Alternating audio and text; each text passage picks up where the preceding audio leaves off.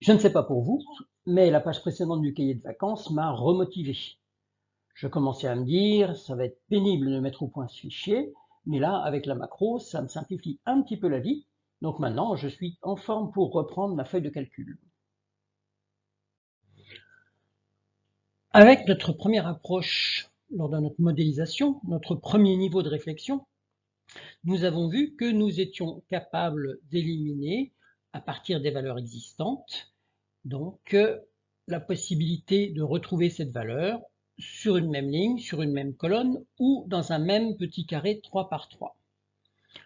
Par contre, si nous regardons cette grille, nous arrivons à un problème puisque notre méthode ne suffit pas. Il n'y a rien qui se passe.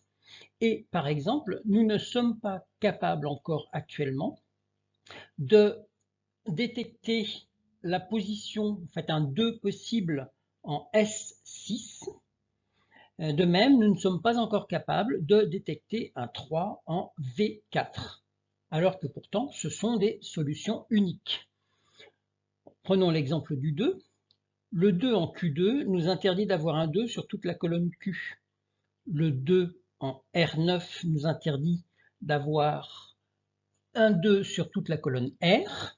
Et en S5 et S7, il y a déjà quelque chose, donc en S6, il ne peut y avoir qu'un 2. C'est ce que nous allons modéliser dans notre niveau 2 de la feuille de calcul. Avant de compléter notre modélisation, je vous emmène faire un petit détour par la fonction décalée, une fonction que peut-être vous ne connaissez pas, mais qui peut rendre certains services. Tout d'abord, je vais vous expliquer dans quel contexte elle peut être utilisable. Revenons à l'analyse par carré. Nous avons une formule, ici, avec certaines adresses qui sont en adressage relatif, certaines adresses comme ma grille et mes carrés qui sont en adressage absolu, et des adresses mixtes. Donc c'est la ligne que nous avions rajoutée pour les valeurs à comparer, donc avec la colonne qui est en relatif et par contre la ligne qui est en absolu. Lorsque nous copions cette formule, notamment lorsque nous arrivons à l'analyse des deux, nous voyons que le N15 s'est transformé en X15 et donc nous avons été obligés de dupliquer notre grille à résoudre pour en mettre une en vis-à-vis de test des deux. Nous avons le même phénomène ici, nous retrouvons un X15 et nous allons retrouver ici un X25 qui est le fait de pointer sur la cellule, la case en haut à gauche de ma grille pour les deux. En regardant bien, cela veut dire que nous avons toute cette zone grisée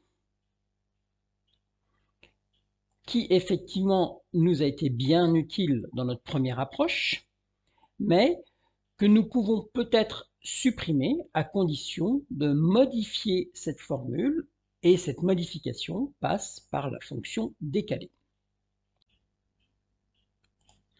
Je vous ai préparé un exemple pour que vous compreniez comment fonctionne, comment utiliser cette fonction décalée.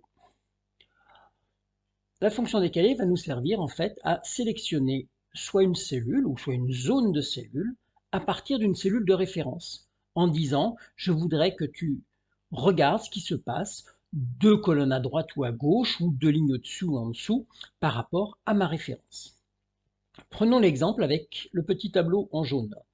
Si j'écris égal B8, mon résultat sera 11.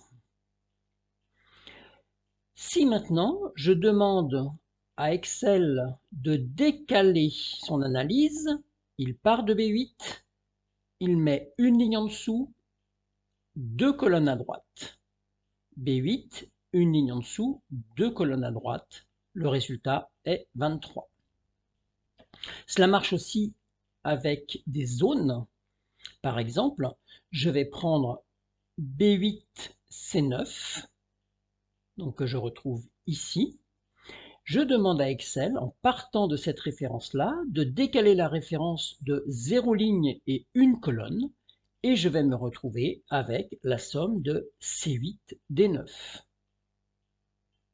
Une autre façon d'écrire, et là on aura vu toute l'utilisation de cette fonction, consiste à dire à Excel, prends comme référence B8, décale de 0 ligne, décale d'une colonne, et ensuite prends 2 lignes, 2 colonnes.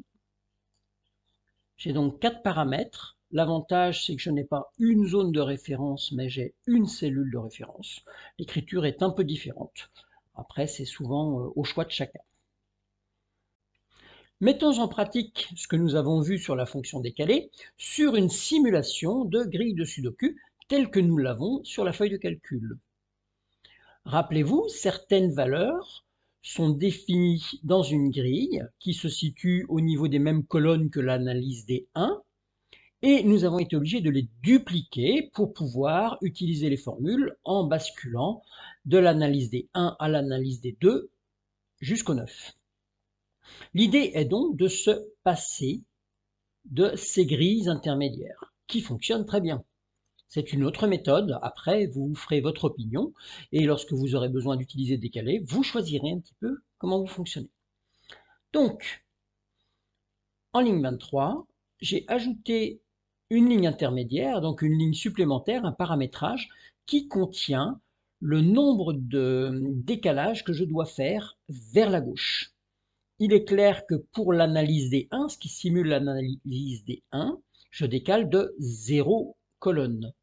Et quand je passe à l'analyse des 2, je dois décaler de 10 colonnes vers la gauche pour retomber toujours sur ma grille de référence.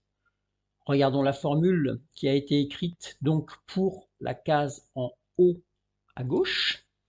Nous avons égal décaler C13, C13 c'est bien la première case en haut à gauche de notre grille de référence, décaler de 0 ligne et décaler de moins C23 en bloquant sur la ligne 23. C23 c'est 0, donc je vais pointer sur C13.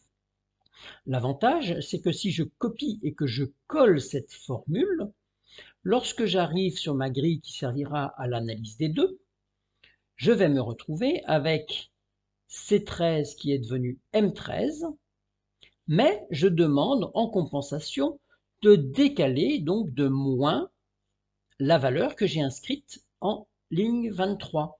Je dois donc décaler de 10 colonnes vers la gauche, ce qui me ramène en pointage en colonne C. Et c'est pour ça que nous pouvons donc, avec ce genre de formule, remplir toute notre première grille, ensuite faire uniquement un CTRL-C, CTRL-V et venir remplir toutes les autres, en respectant bien, quand on fait les CTRL-C, CTRL-V, le fait qu'il y a une colonne vide entre chaque grille. Donc quand on fait le copier-coller, on inclut la zone vide. Fin de cette 8e page de notre cahier de vacances. Nous avons donc fait un petit détour par la fonction décalée, une fonction qui est quand même assez pratique et que peut-être moins de gens connaissent. Donc nous allons revenir par la suite de nos travaux de vacances sur la feuille de calcul et appliquer cette fonction. Il est possible que la version de Sudoku que vous avez téléchargée n'était pas aussi aboutie, c'est-à-dire que le tutoriel se transforme un petit peu effectivement au gré de mes idées et donc je mets à jour en parallèle la version de Sudoku. À la fin des tutoriels, de toute façon, sur le site, ce sera la version définitive du Sudoku qui sera présente. Donc à demain pour la 9e journée.